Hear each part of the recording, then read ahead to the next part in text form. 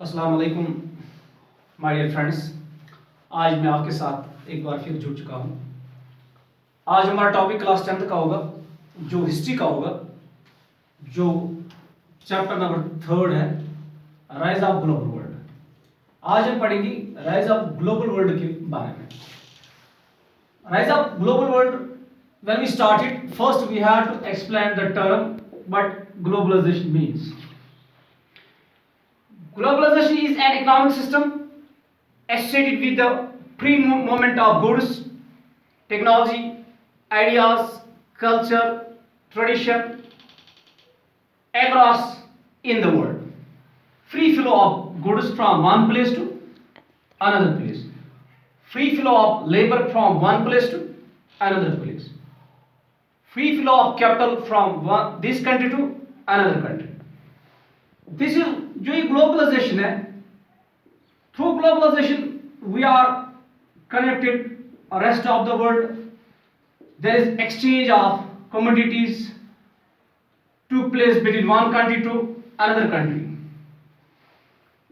हम ये भी बोलते हैं कि we are living in a global village. That means कि ग्लोबल विलेज, जब हम कहते हैं कि we are living in a global village, that means कि आजकल हर एक country is interlinked, is connected with rest of the world.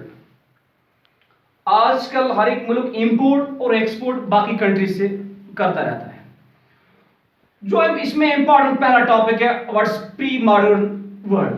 अगर हम डिफाइन करेंगे pre modern world, pre modern world is started 13th century में. और प्री मॉडर्न वर्ल्ड में how people are doing trade, commerce, how people were traveling from this country to another country, how religion missionaries were traveling from one country to another country, how ideas, skills, culture, tradition were exchanged. इसी के बारे में हमें pre modern world में पढ़ना है. Pre modern world की जब इसकी बात करते हैं, जो ये सोसाइटी थी at that time, society was interlinked.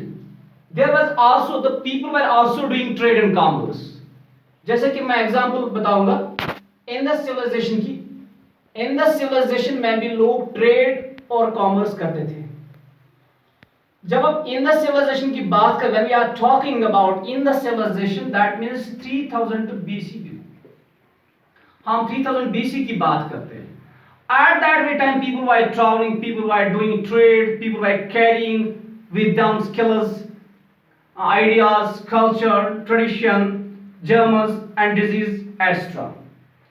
तो एंशिएंट टाइम में भी, प्री मॉडर्न वर्ल्ड में भी लोग तिजारत करते थे, और तिजारत करने के साथ साथ उनके साथ skills, culture, tradition, ideas, labour, capital move करता था from one country to another country. और one of the most important thing was in them, एक और चीज था, that was germs and disease, जो आजकल भी है. अगर हम कोविड-19 की बात करते हैं, कोविड-19 की बात करते हैं कि कोविड-19 भी यही ऐसी डिजीज थी. जैसे कि हम ये बोलते हैं when people are traveling from one place to another place, they having with them, उनके साथ साथ उनकी आइडियाज होते हैं, कल्चर होता है, ट्रेडिशन होता है, germs and disease as well. जैसे कि आपको पता है कि चाइना में कोविड-19 स्टार्ट हुआ था. बाकी ये slowly when people were coming out from China, जब वो वहां से निकल आए, बाकी कंट्रीज में वो लोग चले गए. ठीक, उनके साथ कल्चर भी होता है, उनके साथ ट्रेडिशन भी होता है, उनके साथ स्किल्स भी होते हैं, उनके साथ ये जर्म्स एंड डिजीज भी होते हैं.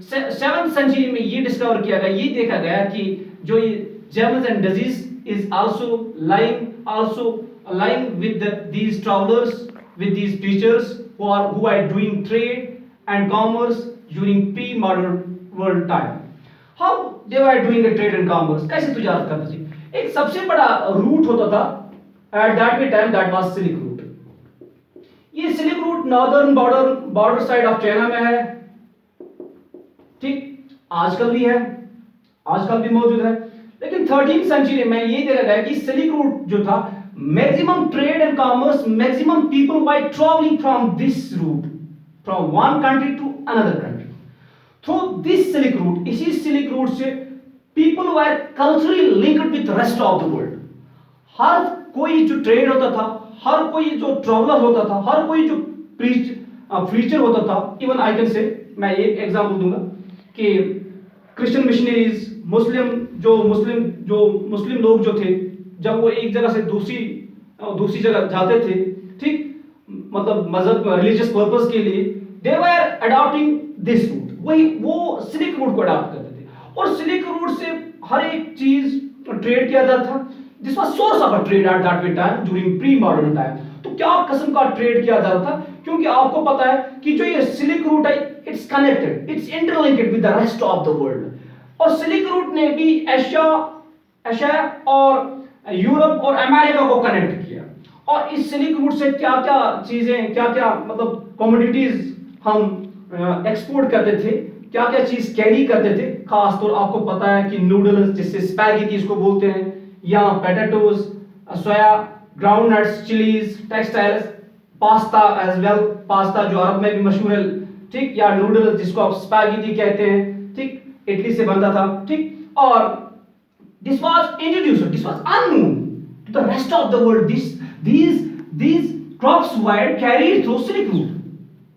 और सिल्क रूट से एक और चीज, फूड आल्सो ट्रैवल्स, फूड भी ट्रैवल करता था, कोई भी फूड जो हुआ करता था एंशिएंट या प्री मॉडर्न टाइम में, वो भी ट्रैवल करता था। और मैंने इससे पहले भी कहा आपको, germs and disease were also travelling from this route. और सबसे बड़ी बात मैं आपको एग्जांपल दूंगा कैसे, जैसे कि मैंने कोविड-19 की बात, ये चाइना में वुहान सिटी में पहले थी, अब पूरे वर्ल्ड में फैल गई है। ऐसे ही मैं आपको एग्जांपल दूंगा प्री मॉडर्न टाइम में क्या हुआ था। कॉन्क्वेस्ट, डिजीज एंड ट्रेड, ये भी ट्रैवल करता था। कैसे, आपको याद होगा कि America was unknown rest of the world. Columbus ने जब डिस्कवर किया अमेरिका, तो बाकी जो Spanish as well as Portuguese, जब उनको पता चला, जब वो ट्रैवल कर रहे थे थ्रू सिल्क रूट, उन लोगों ने देखा कि अमेरिका इज नाउ डिस्कवर्ड। जब वो अमेरिका चले गए, उनके साथ एक सबसे बड़ी डिजीज थी, that was small pox.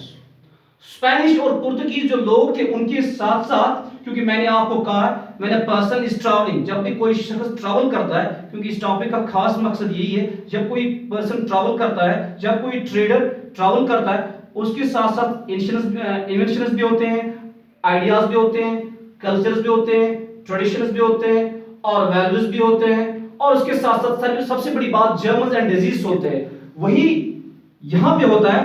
When America was discovered by Columbus, ठीक, 16th century में, और through the travelers now, जो travelers थे, वो उन लोगों ने अडॉप्ट किया सिल्क रूट। और जब when they reached in America, जब वो अमेरिका पहुंच गए, इनके साथ एक सबसे बड़ी डिजीज थी, खास तौर पर स्मॉल पॉक्स।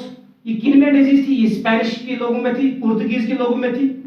और इससे पूरे ये जो डिजीज थी, ये पूरे अमेरिका में फैल गई, because they were unaware about it. Slowly this disease, smallpox, virus separate whole of America become involved in this disease.